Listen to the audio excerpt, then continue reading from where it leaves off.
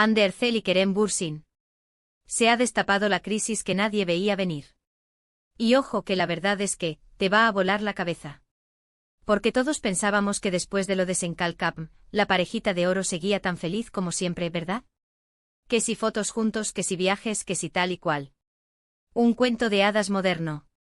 Pero, ¿y si te digo que las cosas no son tan bonitas como parecen? Que justo cuando creíamos que el amor eterno triunfaba, ¡zas!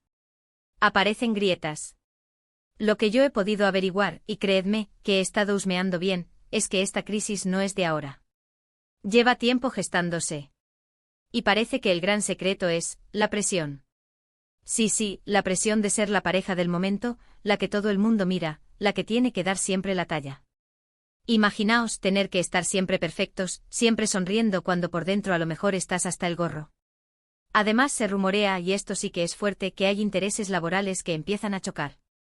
Claro, ambos están en proyectos súper importantes, cada uno por su lado, y mantener la chispa de la relación mientras uno está rodando en un sitio y el otro en otro pues cansa. No es lo mismo cuando se conocieron en el plató, que estaban pegados las 24 horas. Ahora ya es distinto, cada uno con su vida, sus amigos, sus compromisos. Para ser honestos, a mí esto no me extraña del todo. Cuando te expones tanto, cuando tu relación se convierte en un espectáculo, es súper difícil mantener la autenticidad. ¿Cuánto tiempo puedes fingir que todo va genial cuando no es así? Yo creo que esta crisis tiene mucho que ver con eso. Con el agotamiento de estar siempre bajo el foco, de no tener un respiro. Lo que yo sospecho, y esto es puro salseo, es que el problema es que sus caminos profesionales empezaban a ir en direcciones muy diferentes. Kerem siempre ha sido un poco más, ¿cómo decirlo? Más rebelde, más enfocado en proyectos artísticos que no son tan comerciales. Y Ande, aunque tiene mucho talento, también tiene una faceta de influencer, de imagen pública, que le da muchísimos contratos. Esa dualidad, creo, ha acabado pesando. Muchos dicen que es porque Kerem se ha vuelto un poco intenso. Con sus proyectos, con sus ideas. Y Ande quizás ha buscado un poco más de estabilidad, de cosas más sólidas. Ojo, no estoy diciendo que uno sea mejor que el otro para nada.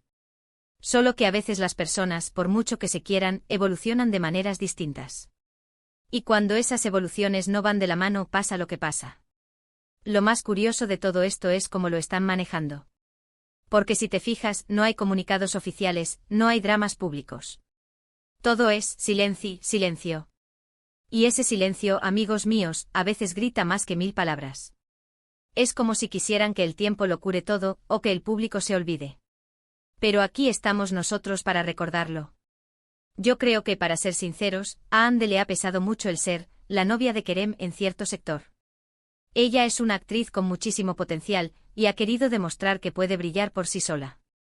Y Kerem, por su parte, siempre ha tenido ese aire de artista incomprendido, de querer hacer cosas que realmente le muevan por dentro. Quizás las exigencias de ser una pareja tan mediática ha chocado con esa necesidad de crear. ¿Pero qué pensáis vosotros? ¿Creéis que esta crisis es solo una etapa pasajera y volverán a unirse, o que realmente sus caminos se han separado para siempre?